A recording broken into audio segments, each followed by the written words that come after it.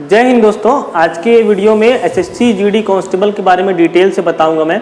और ये वीडियो देखने के बाद आप ये समझ पाएंगे कि आने वाले जो 2 महीनों में जो एग्ज़ाम की डेट डिसाइड हो गई है एसएससी के द्वारा, तो 2 महीनों में आप कैसे अपने आप को फुली प्रिपेयर कर सकते हैं इस एग्ज़ाम के लिए। तो जैसा दोस्तों आप लोगों को पता होगा, अभी कुछ समय पहले एसएससी के द्वारा ग्रुप डी जीडी के लिए 25,271 वैकेंसी के लिए आवेदन मांगे गए थे। और आवेदन मांगने के बाद से ही ये कयास लगाए जा रहे थे कब इसका एग्ज़ाम स्टार्ट हो सकता है। तो उसके लिए कल एसएससी ने डेट जारी कर दी। यहाँ पे देख पाएंगे आप दोस्तों कि 25,271 पदों पे वैकेंसी थी और उसके लिए 16 नवंबर से लेके 15/12 मतलब 15 दिसंबर तक के लिए ऑनलाइन एग्जाम कंडक्ट कराए जाएंगे, अगर सब कुछ ठीक रहता है, गवर्नमेंट के द्वारा कोरोना का 3rd वेव नहीं आती है तो उसके लिए एसएससी ने डेट डिसाइड कर दी है।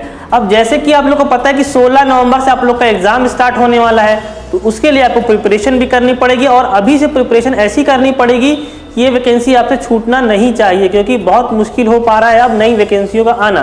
तो सबसे पहले मैं इसमें बात करता हूं कि इसकी शुरुआत कैसे की जाएगी। शुरुआत आपको कैसे करनी है, पहले आप पूरा डिटेल समझ लीजिए कि कैसे कैसे आपका एग्जाम कंडक्ट कराए जाएंगे। उसके बाद ये भी आप लोग को बताऊंगा कि आप लोग को इसके लिए तैयारी कैसे करनी है। तो सबसे पहले जो आपका एग्जाम का सिलेक्शन प्रोसेस में बात करूं, सिलेक्शन प्रोसेस कैसे होगा, तो सबसे पहले होगा कंप्यूटर बेस्ड एग्जामिनेशन होगा, मतलब ऑनलाइन आपके लिए एग्जाम लिए जाएंगे इन 25,271 पदों के लिए।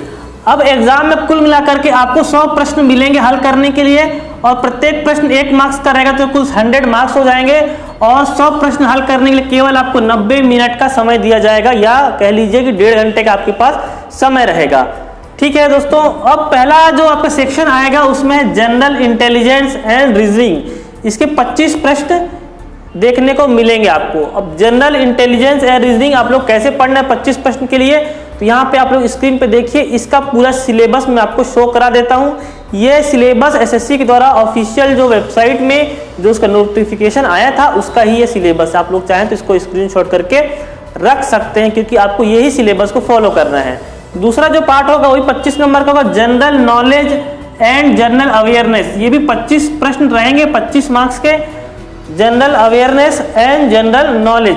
इसके भी मैं आपको सिलेबस दिखा देता हूँ। ये आपके जो स्क्रीन पर डिस्प्ले हो रहा है, ये general knowledge and general awareness का सिलेबस है। इसको आप लोग को कंप्लीट पढ़ना पड़ेगा, तभी आप इसको अच्छा कर सकते हैं। थर्ड जो सेक्शन रहेगा वो आपका एलिमेंट्री मैथमेटिक्स का रहेगा, मतलब आपको यहाँ मैथ्स से संबंधित प्रश्न पूछे जाएंगे।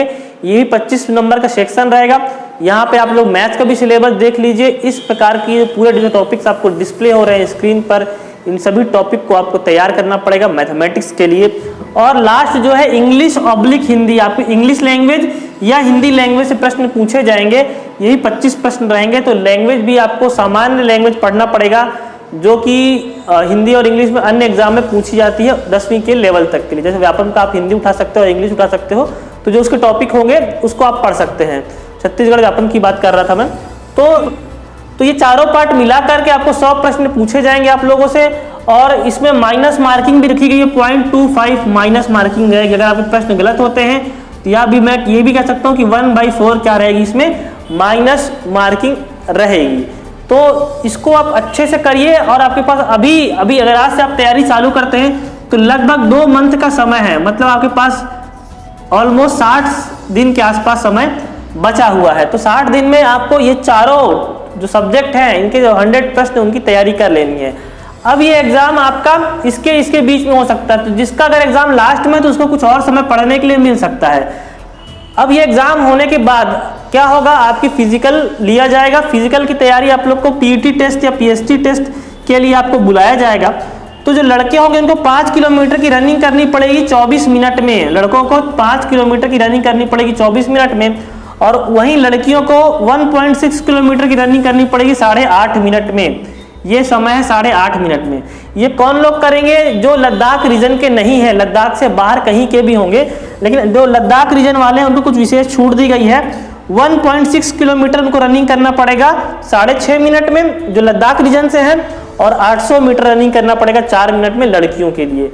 तो इस प्रकार से आपका पूरा पैटर्न डिसाइड है एग्जाम का, कितने नंबर के प्रश्न आएंगे, कौन कौन सब्जेक्ट रहेंगे, कौन कौन सिलेबस है, उसके बाद रनिंग कैसे की जाएगी। इसके बाद जब मेरिट लिस्ट तैयार की जाएगी तो एनसीसी का सर्टिफिकेट भी देखा जाएगा, उसके आधार पर कुछ बोनस अंक भी आप लोग को दिए जाएंगे। फिर एकदम फाइनल मेरिट लिस्ट तैयार होगी। तो आपको सबसे पहले अगर आप बहुत ज़्यादा रनिंग करें तो रनिंग को थोड़ा कम करके इसके ऊपर फोकस करना स्टार्ट कीजिए।